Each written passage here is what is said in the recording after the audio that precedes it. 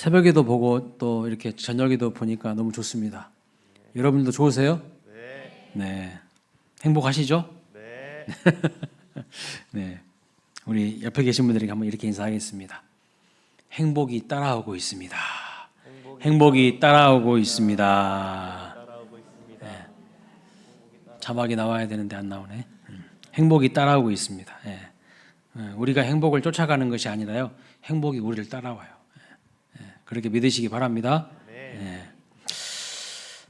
오늘 본문을 보니까 다윗 집안하고요, 사울 집안이 전쟁을 벌이고 있는 내용입니다.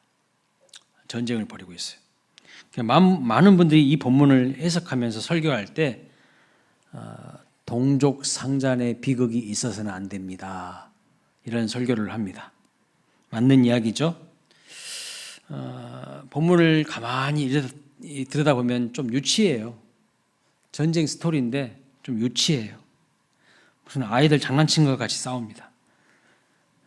양쪽에서 12명씩 나와서 서로 머리끄댕이 잡고 서로 옆구리 찌른 이야기 나옵니다. 그리고 다 죽어요. 그래서 어떤 분들은요, 이 본문을 해석하면서 설교할 때 이렇게 설교하시더라고요. 교회 안에서 성도들끼리 서로 싸우면 아무도 승자가 없고 패자만 있다는 내용으로 설교를 하시는 분들도 있더라고요. 그럴싸한 내용 아니겠습니까? 뭐 다윗의 집안이나 사울의 집안이나 다 같은 나라 아니에요? 왜 집안 싸움 하냐는 것이죠. 성도들끼리 싸워봤자 승자는 없고 패자만 있어요. 맞는 말이죠. 또 이 싸움의 본질이 지도자들의 문제라고 해석하고 설교할 수도 있습니다. 오늘 본문을 자세히 보시면 아브넬이나 요압 같은 지도자들이 문제라는 거예요. 여러분, 지금 세상에서 일어나고 있는 여러 가지 전쟁들 보십시오. 전부 지도자들의 문제 아닙니까? 지도자들이 서로 화해하지 않고 서로 대화하지 않고 지도자들이 문제를 풀려고 하는 의지가 안 보이지 않습니까? 아무런 힘없는 그냥 젊은 병사들만 죽어나가고 있어요. 그냥 러시아와 우크라이나 전쟁을 보십시오. 푸틴하고 젤렌스키가 대화합니까? 화해합니까? 뭔가 문제를 풀려고 시도합니까? 아니요. 전혀 그런 모습 안 보입니다. 그러니까 아무것도 모르는 젊은 병사들만 지금 계속 죽어가고 있어요.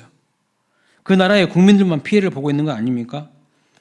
그래서 지도자들이 바른 선택을 하고 바른 결정을 내려야 됩니다 라고 설교를 하시는 분도 있더라고요, 오늘 본문을 보면서. 그런데 과연 이 본문을 어떻게 해석하는 것이 맞을까? 하나님께서 이 본문을 기록하게 하신 뜻은 무엇일까? 고민하게 됩니다. 고민하게 돼요. 굳이 그런 식으로 설교하려면 저는 이런 본문 기록할 필요 없다고 생각하거든요. 그 뻔한 스토리, 성경에 뭐하러 기록하겠습니까? 그래서 곰곰이 살펴보니까 원인을 잘 진단 내려야 된다는 거. 원인. 이 전쟁이 일어나게 되는 원인. 이 전쟁이 왜 일어나게 된 것입니까? 여러분들은 어떻게 생각하세요? 왜 전쟁이 다윗의 집안과 사울의 집안이 지금 싸우고 전쟁이 일어난 것입니까? 그 이유는요, 한 나라에 왕이 2명이에요. 한 나라에 왕이 2명이니까 지금 싸움이 일어난 것입니다. 여러분, 그동안 이스라엘 나라는 왕이 누구였죠? 사울왕이었어요. 맞습니다. 근데 지금 사울왕이 죽고 없어요. 그리고 사울왕이 죽고 왕이 2명 된 거예요. 하나님으로부터 기름 부음 받아 세워진 왕은요, 누굽니까? 다윗 왕이에요. 다윗 왕. 그리고 다윗 왕을 따르는 지파는 유다 지파입니다. 그리고 사울의 군 사령관이었던 아비넬이라고 하는 사람이 세운 사울 왕의 아들 이스보셋이라는 또 다른 왕이 있었어요. 이스보셋. 그리고 그 이스보셋을 추종하는 세력은요, 나머지 11개 지파예요.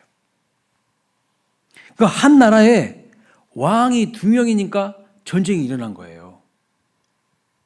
한 영토에 왕이 두 명이면요 반드시 싸움이 일어나게 되어 있습니다.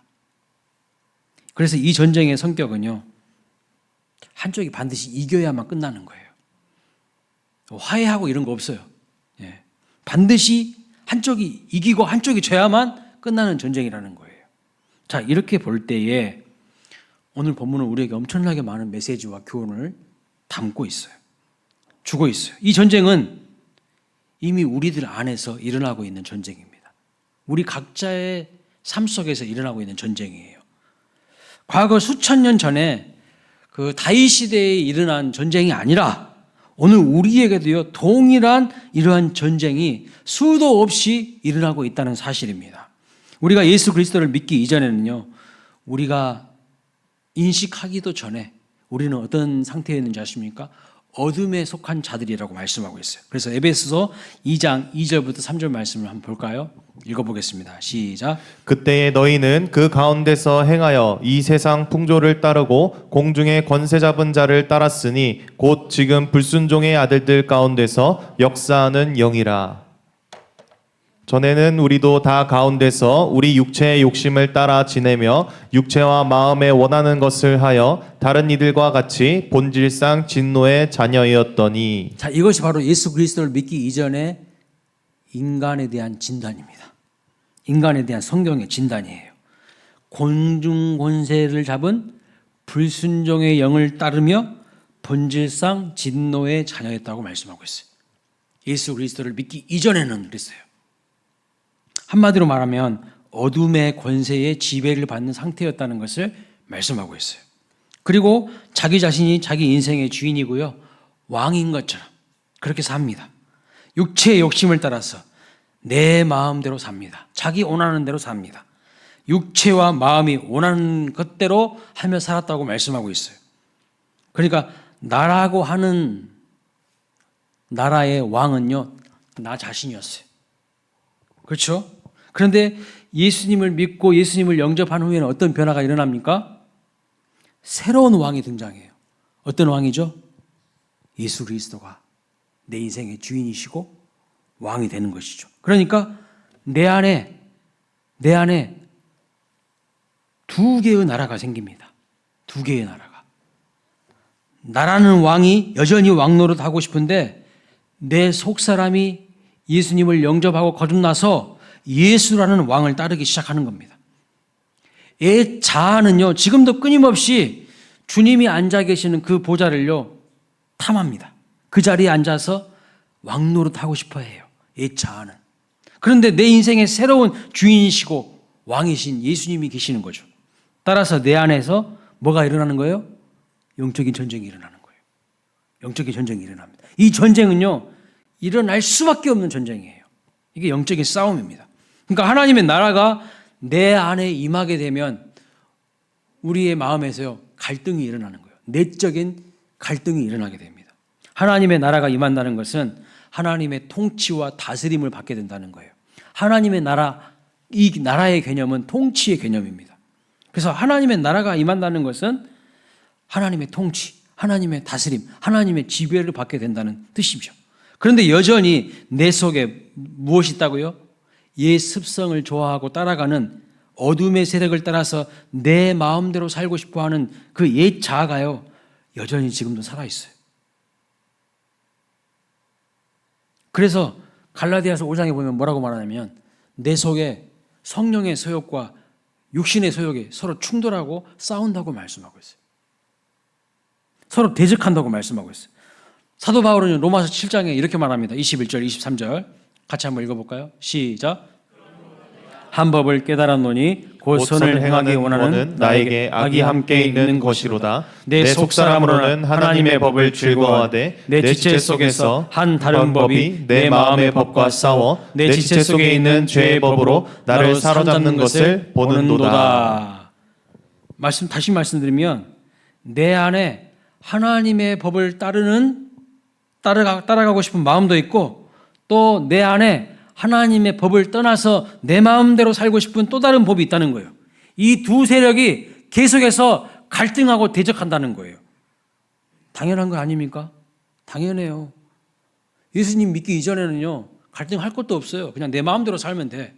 근데 예수님을 믿고 주의 성령이 내 마음에 임하시면요, 이제는 내 육신의 소욕대로 할 수가 없어요. 계속 성령의 소욕과 충돌하게 되어 있는 거예요. 이 영적 전쟁이 언제 끝날까요, 여러분? 언제 끝날까요? 이 영적 전쟁은요, 서로 화해하거나 서로 화목할 수가 없어요. 한쪽이 승리해야 끝나는 전쟁입니다. 누가 승리해야 할까요? 누가? 내 나라가 무너지고 예수 그리스도께서 통치하시는 하나님의 나라가 승리해야 될 줄로 믿습니다. 근데 우리는 상당 부분 성령 충만하지 못해서요, 육신의 소욕에 끌려가 버릴 때가 많아요. 그리고 마귀가 충동질하면 마귀의 유혹에 넘어져 버릴 때가 많아요. 그러니까 우리가 믿음으로 산다고 하는 것은 무엇인가? 인생을 살아가면 살아갈수록 내 나라가 작아지는 거예요. 내 나라가 축소되는 거예요. 그리고 끝내 내 나라가 사라지고 예수 그리스도의 나라가 나를 다스리고 통치해야 한다는 겁니다. 그래서 이스라엘은요, 하나님께 버림받아서 악신에 사로잡힌 그 사울이 다스리던 나라였습니다. 그러나 이제 하나님이 다윗을 새롭게 기름 부어 세우셨어요. 그래서 그 나라에 두 명의 왕이 동시에 존재할 수 없어요. 동시에 존재할 수 없다고요. 하나님의 뜻대로 다윗을 따르는 사람들이 있고, 여전히 인간이 세운 왕 이스보셋을 따르는 사람들이 있다는 거예요. 오늘 본문이 그 내용을 말하고 있어요. 그래서 이 전쟁에는요, 여러분, 화해가 없습니다. 화해가 있을 수가 없죠. 어느 한쪽이 이겨야만 끝나는 전쟁이에요. 이 전쟁은 우리가 예수 그리스도를 믿을 때 단지 우리의 마음속에 내면에서만 일어나는 전쟁이 아니라 온 우주적으로 일어나고 있는 사건입니다. 지금도요, 온 우주적으로 세계 도처에서 모든 사건에 사사건건 계속해서 충돌하고 있는 거예요. 우리가 예수님을 믿으면요, 뭐가 바뀌는 줄 아십니까? 우리의 신분이 바뀌죠. 우리의 정체성이 바뀌죠. 우리의 소속이 바뀝니다. 본질상 진노의 자녀에서 하나님의 자녀로 우리의 신분이 바뀝니다. 우리의 정체성이 바뀌죠. 과거에는 죄인이었어요. 근데 지금은 예수 안에서 우리는 의인으로 바뀌었어요. 우리의 소속이 달라져요. 옛날에는요, 그냥 세상 사람이에요. 그러나 지금 우리의 소속은요, 천국 백성입니다. 모든 것이 달라진 거예요. 그 중에 우리는요, 우리의 소속이 확실하게 달라지고 변화되었습니다. 이제는 하나님께 속한 자가 되는 것이기 때문에 우리도 영적인 싸움에 배치가 돼요. 영적인 싸움에 배치가 된다고요. 그래서 이 영적 전투에서 승리하기 위해서는 어떻게 해야 될까요? 에베소서 6장에서 보면 그 승리의 비결을 이렇게 말씀하고 있어요. 10절부터 11절 말씀 읽어봅니다. 시작. 끝으로 너희가 주 안에서와 그의 힘의 능력으로 강건하여지고 마귀의 관계를 능히 대적하기 위하여 하나님의 전신갑주를 입으라. 네, 하나님의 전신갑주를 입어야만 영적인 전쟁에서 승리할 수 있는데 하나님의 전신갑주에는 관심이 없어요. 그러니까 맨날 마귀한테 질질 끌려다니고요, 세상에 지어터지고요. 승리해서 하나님께 영광을 올려드려야 되는데 그 승리한 감격과 영광은 없는 거죠. 13절에서 또 나옵니다. 뭐라고요? 하나님의 전신갑주를 취하라고. 이 영적 전쟁에서 승리하려면 하나님의 전신갑주를 취하라, 이렇게 말합니다. 그러면 우리가 하나님의 전신갑주를 취해야 되는 이유가 뭘까요? 12절에서 이렇게 말합니다. 우리의 씨름은 혈과 육을 상대하는 것이 아니요 통치자들과 권세들과 이 어둠의 세상 주관자들과 하늘에 있는 악의 영을 상대함이라, 이렇게 말씀하고 있어요. 우리의 싸움이 혈과 육에 대한 싸움이 아니에요. 하늘에 있는 악한 영들을 상대하는 겁니다. 그러니까요, 하나님의 전신갑주를 취하지 않으면 영적 전쟁에서 승리할 수 없어요. 맨날 끌려다니게 돼 있어요. 맨날 쥐어터지게 돼 있다는 겁니다. 항상 승리하여 그 영광을 하나님께 올려드릴 수 있는 저와 여러분 되시기를 축복합니다. 그런데 전신갑주를 입기는커녕 세상의 방식대로 살아가고 말씀과 기도는 없고 말씀과 기도로 무장되어 있지 않으니 작은 유혹에도 넘어지는 것 아니겠습니까?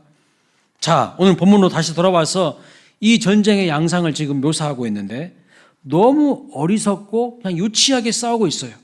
자, 사무엘하 2장 16절 말씀 보면 어떻게 싸웁니까? 상대방의 머리를 잡고 칼로 상대방의 옆구리를 찌르며 일제히 쓰러졌다 이렇게 말합니다. 여러분 멋진 막 무술로 상대방을 제압하는 것도 아니에요. 그냥 동네 싸움하는 것 같아. 머리끄댕이 잡고 칼로 그냥 옆구리 찔렀대. 그리고 다 죽었대. 참 유치한 싸움 아닙니까?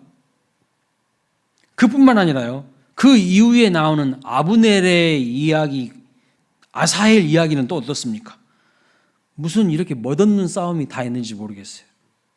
싸움을 하려면 좀 다윗과 골리앗 싸움처럼 뭔가 대단한 좀 믿음의 고백도 있고 뭐 그래야 되는 거 아니에요? 그런데 그런 장면도 없어요. 멋있는 장면이 있어야 되는데요. 멋이 하나도 없어요. 그냥. 하나님께서 기름 부어 세운 다윗 왕을 따르는 아사엘과 요압이 이스보셋을 따르는 아브넬보다 조금이라도 더 매력적이거나 훌륭하다는 느낌이 드십니까? 전혀 들지 않아요. 전혀 들지 않아요. 여러분 보통 많은 전쟁 이야기를 보면요 되게 다 비슷해요. 어떤 이야기냐면 우리 편은 좋은 사람들 그리고 우리 편은 훌륭합니다. 무예만 뛰어난 것이 아니라 인격도 훌륭하게 그려요. 근데 상대방은 어떻게 그리죠? 다 이상한 놈들이야. 생긴 것부터가 이상해. 아주 교활하고 문제가 많은 간신매나 쓰레기 같은 놈들로 막 묘사해요. 전쟁 이야기 보세요. 대부분 다 똑같아요. 세상의 대부분의 책들이 그런 식으로 전쟁의 양상을 이야기합니다. 쉽게 말하면 우리 편은 좋고 훌륭한 인물들이고 상대방은요 다 나쁜 놈들이야. 다 나쁜 마귀 같은 놈들이고 사기꾼 같은 놈들이에요.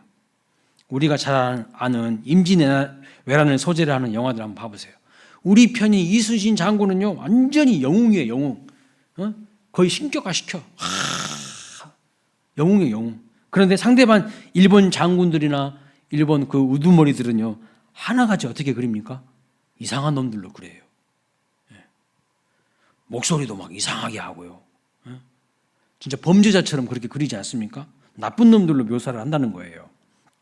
그런데 오늘 본문을 보면 그렇게 그리고 있지 않습니다. 분명 누구에게 정통성이 있습니까? 다윗에게 왕의 정통성이 있어요.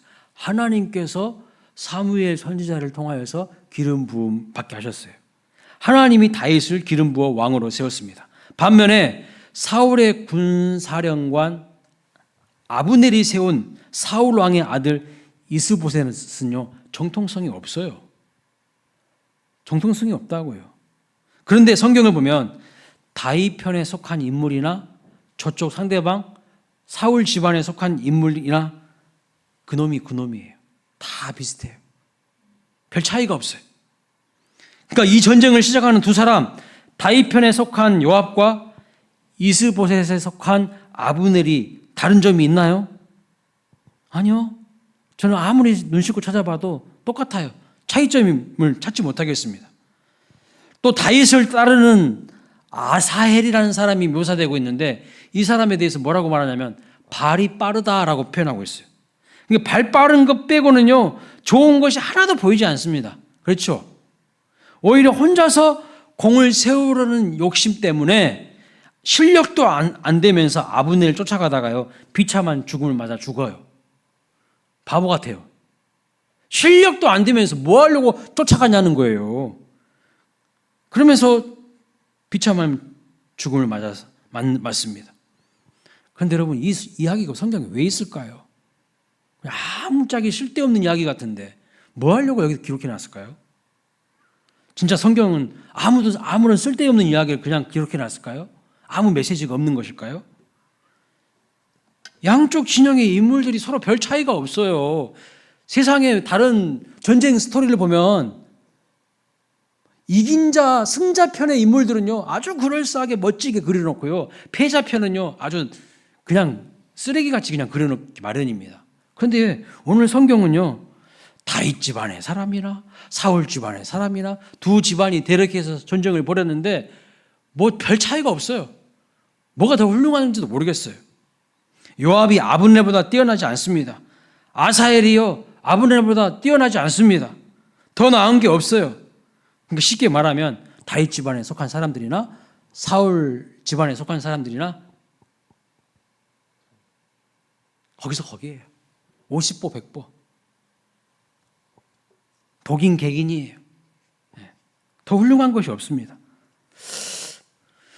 그러면 오늘 메시지는 도대체 뭘까? 이런 고민을 하게 되죠. 오늘 우리에게 적용을 보면 마치 이런 겁니다. 우리는 예수님께 속해 있는 사람들이에요. 예수님을 우리의 주로 왕으로 모시는 사람들입니다. 그래서 우리는 예수님께 속해서 영적 전쟁을 합니다. 그런데 예수님께 속하지 않고 어둠에 속한 자들이 있어요. 어둠에 속한 자들. 이 두 세력 간에요, 치열한 전쟁이 벌어집니다. 그런데 여러분, 예수님께 속한 사람들이 어둠에 속한 사람들보다 객관적으로, 인격적으로 더 뛰어납니까? 더 뛰어나나요? 더 낫습니까? 더 훌륭합니까? 물론 우리는 예수 믿는 사람들이 세상 사람들보다 훨씬 좋고 훨씬 뛰어나야 한다고 말합니다. 그런데 현실을 보면 더 낫습니까? 사실 똑같아요. 어떤 면에서는요, 어둠에 속한 세상 사람들이요, 더 뛰어나요. 더 훌륭해요. 더 그들이 나아 보일 때가 많습니다. 다윗 집안에 속한 사람들이 사울 왕의 집안에 속한 사람들보다 더 뛰어난 것이 안 보여요. 더 뛰어난 것이 하나도 없듯이 우리가 예수님께 속해 있지만요, 그렇지 않은 세상 사람들보다 우리가 사실 더 훌륭하고 더 낫지 않습니다. 객관적으로 봤을 때 별로 나은 게 없어요. 사실 우리보다 더 똑똑하고 인격이 괜찮은 사람들이요, 저쪽 편에 더 많아요. 제가 보기에도 그래요. 우리 교회에 오신 새가족들과 제가 점심 식사를 같이 하면서 차를 마시면서 새가족 교육을 하면서 이야기하다 보면요, 이런 말씀하신 분들이 진짜 많더라고요. 목사님, 기독교인들이요 더 이기적이에요. 자기들이 세상에서, 직장에서 경험하는 기독교인들, 그리스도인들은 더 이기적이래. 안 믿는 사람들보다 얼마나 자기 것 더 잘 챙기고 이기적인지 모른대. 제가 그런 이야기를 수도 없이 들었어요. 우리 교회 오신 새가족들한테. 세상 사람들이요, 목사님, 더 젠틀해요. 더 친절하고 더 배려심이 많아요. 더 똑똑하고 더 교양이 있어요. 그렇게 이야기하더라고요. 저쪽 편에 있는 사람들이요, 우리보다 훨씬 훌륭하고 인격적이고 배려심도 많고 친절하고 마음도 상냥하고 좋다는 겁니다. 심지어 성경에도 그런 말씀이 나와 있더라고요. 초대교회에도 그런 말씀이 있어요. 초대교회 상황을 이렇게 기록하고 있습니다. 고린도전서 1장 26절 말씀을 읽어보겠습니다. 시작. 형제들아, 너희를 부르심을 보라. 육체를 따라 지혜로운 자가 많지 아니하며 능한 자가 많지 아니하며 문벌 좋은 자가 많지 아니하도다. 그러나 하나님께서 세상에 미련한 것들을 택하사 지혜 있는 자들을 부끄럽게 하려 하시고 세상에 약한 것들을 택하사 강한 것들을 부끄럽게 하려 하시며 하나님께서 세상에 천한 것들과 멸시받는 것들과 없는 것들을 택하사 있는 것들을 패하려 하시나니. 예, 우리는요, 세상 사람들이 보기에는요, 미련한 것들이에요. 오히려 세상에 있는 자들이요, 지혜 있는 자들이 더 많습니다. 더 많아요. 그런데 하나님은요, 미련한 것들을 택하사 세상에 지혜 있는 자들을 부끄럽게 하신대요. 우리는 약한 자들입니다. 그런데 약한 우리를 택하셔서 세상에 강한 자들을요, 부끄럽게 하신답니다. 우리는 천한 자들입니다. 멸시받는 자들입니다. 없는 자들이에요. 그런데 그런 우리를 택하셔서 있는 것들을 패하게 하신다고 말씀하고 있어요. 초대교회 상황도 마찬가지였어요. 그런데 여러분, 그렇게 하시는 이유가 무엇이라고 합니까? 그렇게 하시는 이유가 뭘까요? 29절에 이렇게 말합니다. 이는 아무 육체도 하나님 앞에서 자랑하지 못하게 하려 하심이라. 아무 육체도 하나님 앞에서 자랑하지 못하게 하기 위해서 이렇게 하신다고 말씀하고 있어요. 그러니까 우리가 예수님 편에 속해 있지만 우리가 저쪽에 있는 사람들보다 하나도 나을 것이 없는 사람입니다. 마치 다윗 집안에 속해 있는 사람들이요, 사울 집안에 속해 있는 사람들보다 인격적으로나 실력적으로나 모든 면에서 나을 게 하나도 없는 것과 같아요. 독인 객인이에요. 자, 그런데 성경은 뭐라고 말합니까? 근데 성경은 뭐라고 말하죠? 잘 들으세요. 여기서부터가 정말 중요해요. 사무엘하 3장 1절 말씀 한번 보겠습니다. 사무엘하 3장 1절 읽어봅니다. 시작. 사울의 집과 다윗의 집 사이에 전쟁이 오래매 다윗은 점점 강하여 가고 사울의 집은 점점 약하여 가니라. 그렇습니다. 분명히 더 훌륭한 것도 없고 더 나은 것도 없는데 성경은 다윗의 집은 점점 강하여져 가고요. 사울의 집은 점점 약해져 가고 있다고 말씀하고 있어요. 그렇다면 오늘 본문을 통해서 우리에게 주시는 메시지가 뭘까요? 여러분, 다윗 집안에 속한 사람들, 즉 요압과 아사엘이 사울 집안에 속한 아브넬보다 인격적으로나 실력적으로나 더 뛰어나고 더 나은 사람들이 아니었어요. 반대로 사울 집안에 속한 아브넬이 요압이나 아사엘보다 실력이 떨어지는 것도 절대 아닙니다. 아니에요. 양쪽 다 비슷합니다. 하지만 그들의 운명이 갈라지게 돼요. 갈라지게 돼요. 무슨 차이일까요? 어디에서 이런 차이가 올까요? 다윗 집안에 속한 사람들이요 더 잘난 게 없습니다. 하지만 다윗 집안에 속한 이후로 이들은 점점 강해져 갑니다. 승리합니다. 다윗 집안에 속한 사람보다 별로 못난 게 없는데도 불구하고 사울 집안에 속한 사람들은요 점점 시간이 가면 갈수록 세월이 흐르면 흐를수록 점점 약해져 갑니다. 점점 쇠락해져 갑니다. 왜요? 무슨 차이죠? 왜요? 어디에서 이 차이가, 이 운명이 갈라지게 될까요? 답은요, 사울 집안에 속해 있기 때문이에요. 여기에 놀라운 메시지가 있어요. 여기에 놀라운 영적 진리가 있어요. 이들의 운명을 결정짓는 것은요, 개개인의 실력이 아닙니다. 개개인의 스펙이 아닙니다. 이들의 운명을 결정한 것은요, 개개인의 인격도 아닙니다. 이들의 운명을 결정짓는 건 뭐냐면요, 그들이 어디에 속해 있느냐에 따라서 달라진다는 거예요. 이들의 운명을 결정짓는 것입니다. 그것이 바로 즉 조금 못나도 다윗 집안에 속해서 다윗을 따라다니면 그 사람은 성공합니다. 아무리 개인기가 뛰어나고 잘났어도 사울 집안에 속해서 사울 따라다니면요 망하는 것을 볼 수가 있어요. 바로 우리의 소망이 여기에 있는 거예요. 그래서 오늘 본문은요 매우 의미가 있어요. 여러분, 우리는 누구에게 속해 있습니까? 예수 그리스도께 속해 있습니다. 아멘이십니까? 아멘. 예수님께 속한 우리가요 세상에 속한 사람들보다 실력이 뛰어납니까? 인격이 더 훌륭합니까? 아니요. 그렇지 않을 수 있어요. 우리가 부족한 점이 훨씬 많을 수도 있습니다. 그러나 왜 우리가 복받은 자인 줄 아십니까? 왜 우리가 복받은 자인 줄 아십니까? 우리가 예수님께 속해 있기 때문에 그런 거예요. 우리는 예수님 때문에 복받은 사람들입니다. 우리 한 사람 한 사람이요 세상 사람들보다 과연 더 뛰어납니까? 아니요. 비교 불가해요. 훨씬 부족한 것 투성입니다. 그러나 우리가 복받은 이유는 내가 예수님께 속해 있기 때문이에요. 우리 한 사람 한 사람이 잘난 것이 아닙니다. 우리 한 사람 한 사람이 잘난 게 아니에요. 세상에 잘난 사람들 많고요. 그들에 비하면 우리는 정말 초라하게 느껴질 때가 많아요. 비교하면요 그냥 열등감 느낄 때가 많아요. 그러나 그들이 왜 불행한 줄 아십니까? 그들은 어둠의 권세 아래 묶여 있기 때문이에요. 그리스도 예수께 속해 있지 않기 때문이에요. 지금은 화려하게 보일지 몰라요. 그들이 우리보다 더 뛰어나게 보일지 몰라요. 그러나 그들은 미래 없어요.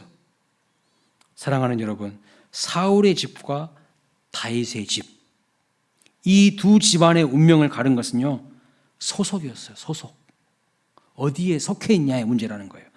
여러분은 진짜 정녕 예수님께 속해 계십니까? 그렇다면 그 자체로 복받은 사람입니다. 예수님께 속해 있다는 이유만으로 우리는 성공한 인생이고요 복받은 인생임을 믿습니다.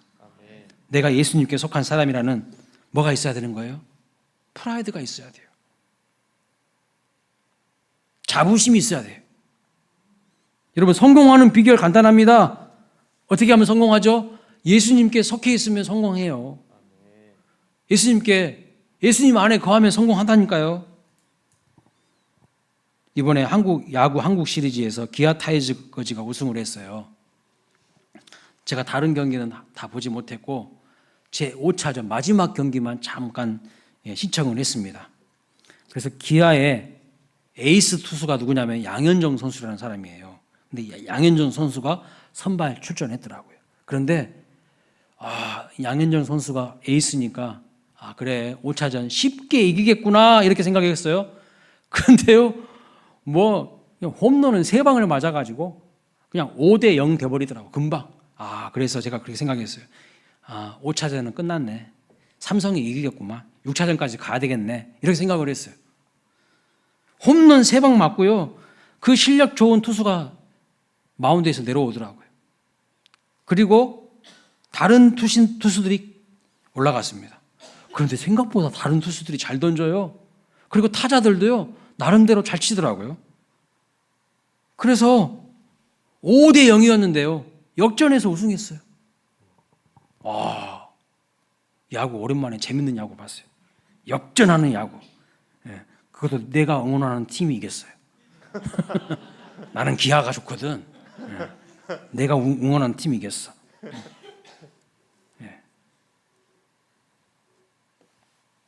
그래서 알았어요. 저력이 있는 팀은 다르구나. 에이스가 무너져도 그 뒷받침해주는 다른 선수들이 잘하니까 또 따라 붙고 이길 수 있구나. 이런 생각을 했습니다. 그러면서요, 양현종 선수는 홈런 3방이나 맞은 투수지만요, 얼굴이 엄청 웃음이 많더라고요. 홈런 3방 맞았으면 뭐합니까? 그 팀이 이겼는데 너무 좋은 거예요. 그러니까 막 웃음의 기쁨을 막 누리더라고요. 왜요? 자기가 기아 소속의 투수이기 때문이죠. 우승 소감을 인터뷰하는데 기아의 포수 중에 김태군이라는 사람이 있더라고요. 나는 야구를 최근에 잘 안 봤어요. 5차전만 본 거예요. 근데 이 김태군이라는 선수가 이렇게 인터뷰를 하더라고요. 저는 이제부터 한국 시리즈 우승 포수라는 자부심을 가지고 살겠습니다. 그러더라고요. 제가 그 인터뷰 하면서요, 엄청나게 많은 생각을 했어요. 엄청나게 많은 생각. 무슨 생각을 했냐면, 우리 수원광일교회 성도님들도 나는 예수님께 속한 사람이라는 프라이드가 있었으면 좋겠다. 그 생각을 했어요. 우리 수원광일교회 성도라는 자부심이 있었으면 좋겠다. 여러분 있으십니까? 그 인터뷰를 보는데 머릿속에 그게 생각나더라고요. 그래, 나는 수원광일교회 담임 목사야. 이런 자부심이 있어야 돼요. 나는 수원광일교회 성도야. 나 수원광일교회 권사고 장로야. 이런 자부심과 프라이드가 있어야 돼요. 그런데요, 소속감도 없고 새벽 특세를 하자 해도 안 와. 소속감이 없는 거야. 잘 되겠습니까? 여러분 잘 들으세요. 똑같은 나무가 어디에 심기느냐에 따라서요, 그의 운명이 달라져요.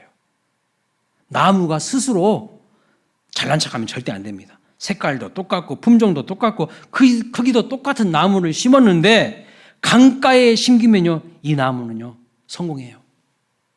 시냇가에 심겨지면요, 그 나무는요 철을 따라 과실을 맺습니다. 그런데 이 나무가 잘나서 아니야, 나는 거기에 심겨질 필요 없어. 나는 그냥 사막에 심겨질 거야. 그러면 그 나무는요 보나마나 죽어요. 이 나무가 잘나서가 아니에요.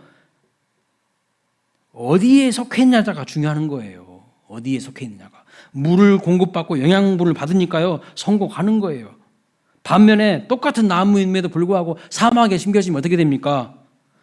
사막에 심겨져 있다는 이유만으로 자라지 못하고요, 열매 맺지 못하고요, 죽게 되는 거 아십니까? 여러분, 우리가 은혜가 있는 곳에 머물러야 될 줄로 믿습니다. 하나님 안에 머물러야 될 줄로 믿습니다. 그래야 여러분이 성공하게 되는 거예요. 소속이 이렇게 중요해요. 다윗 집안에 속해 있으니까요 점점 강해진 거예요. 사울 집안에 속해 있으니까 점점 약해지는 거예요. 다른 그 차이가 아니에요. 양쪽 집안 사람들, 인물들 제가 말씀드렸죠. 그놈이 그놈이에요. 별로 차이가 없어. 사실 다윗은요, 유다 지파 한 지파의 지지를 받고 있습니다. 상대적으로 엄청 열세예요. 반면에 이스보셋은요, 11개 지파의 지지를 받고 있어요. 11개 지파에. 게임이 안 됩니다. 11대 1이에요. 11대 1. 하지만 사울의 집안은요, 11배나 강하지만 점점 약해지고 있어요.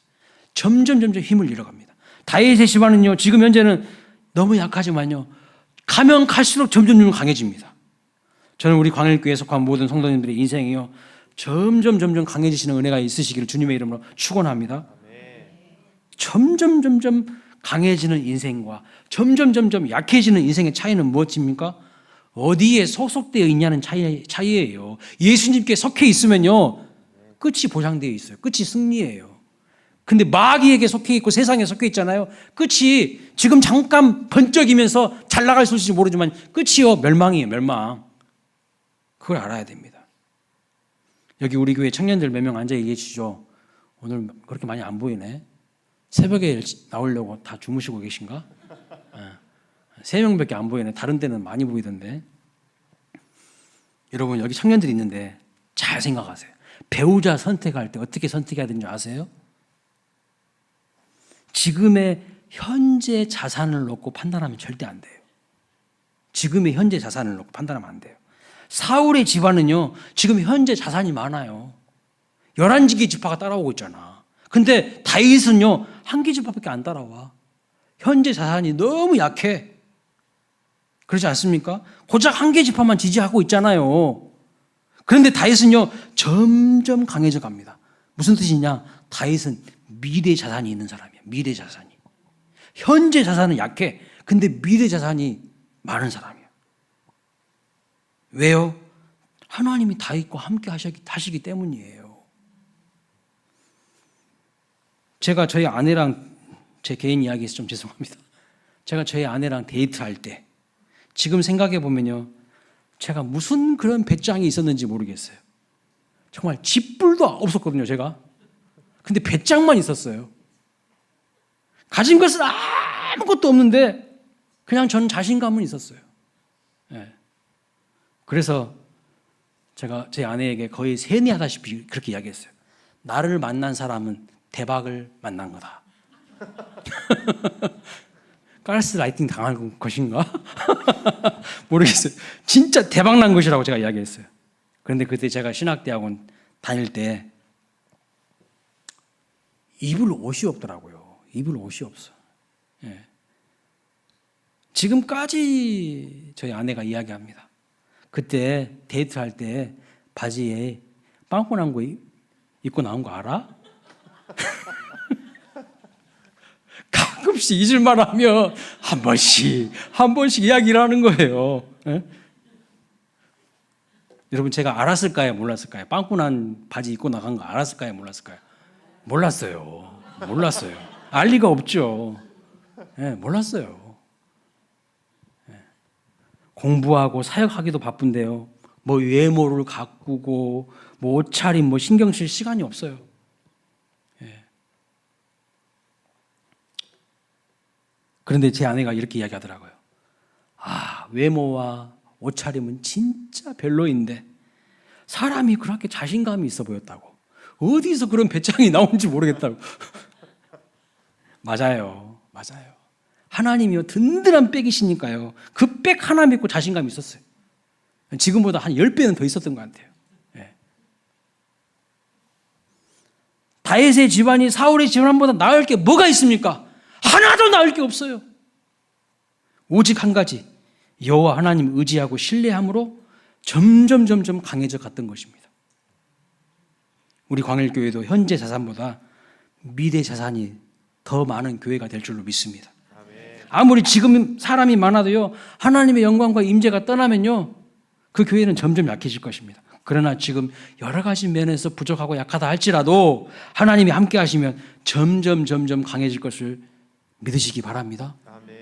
우리의 대장 되시는 예수 그리스도를 힘있게 붙드는 자, 우리가 상상할 수 없는 은혜를 주시고요. 하나님께서 그 사람을 높이 높이 비상하게 세우실 줄로 믿습니다. 청년들 잘 생각하세요.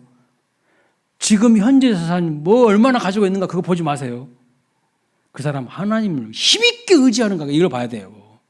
그래야 하나님이 그 사람을요 엄청 우리가 상상할 수 없을 정도로 높여주신다니까요. 세워주신다니까요. 그런 사람 만나야 행복한 거예요. 근데 현재 자산은 엄청나게 많아. 근데 하나님을 의지하는 것이 힘이 없어. 점점 추락하게 되는 거예요. 점점 끈 떨어진 연처럼 흐느적 하다가 그냥 인생 그냥 추락하는 거예요. 우리 광일교회에 속한 모든 성도님들은 점점 강해지는 그런 은혜의 인생을 살아가시길, 축복된 인생을 살아가시기를 주님의 이름으로 축원합니다. 예. 자, 하나.